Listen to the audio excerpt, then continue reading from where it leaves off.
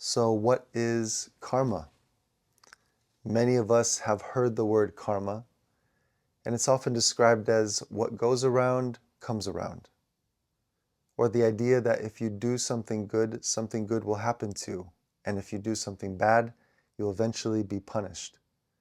While there may be some truth to these ideas, karma is actually much, much deeper than that.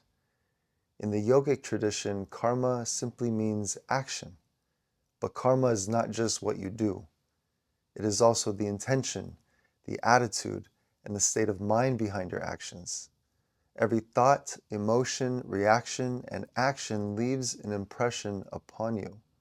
These impressions accumulate over time and begin to shape the way that you experience life. For example, have you ever found yourself reacting the same way in different situations? Perhaps you become defensive during conflict. Perhaps you worry about things that haven't happened yet. Perhaps you reach for your phone without even realizing it. These patterns can become so automatic that they seem like we are simply what they are. But from a yogic perspective, this is karma at work. This is not punishment. This is not reward. This is simply accumulated tendencies expressing themselves through your thoughts, your emotions, and behaviors.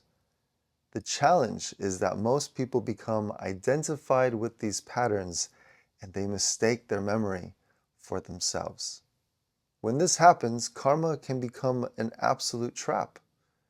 We keep repeating the same reactions, the same habits, and often the same cycles of suffering. But karma can also be a tremendous possibility for ourselves. Everything you have learned and experienced throughout your life is a form of memory. The question is whether that memory is running you unconsciously or whether you are using it consciously. When handled consciously, all of the memory you have gathered can become a stepping stone for higher possibilities in life. Now, when we think of memory, we usually think of in the mind, but memory exists on many, many levels. Your body carries memory, your mind carries memory, your habits carry memory, even your genetic inheritance carries memory. The shape of your nose, the color of your eyes, and many of the tendencies you have are influenced by generations that came before you.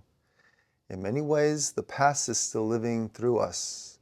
This memory gives us a sense of identity and belonging, but it can also bind us.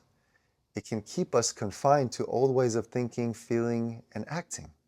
This is why spiritual practice is so important.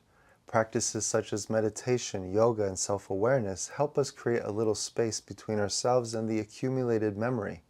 The goal is not to forget about the past. The goal is to become free from being ruled by it. The more conscious you become, the more freedom you will have. Instead of reacting automatically to something, you can begin responding intentionally. Instead of repeating the past, you can create something new for yourself. Karma is not a prison sentence.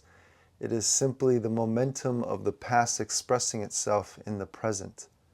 And the more awareness you bring into your life, the more power you can have to shape what comes next. If you'd like to explore this topic more deeply, I invite you to check out my course, Take Control of Your Karma, along with my guided meditations and practices on Insight Timer. Pranam.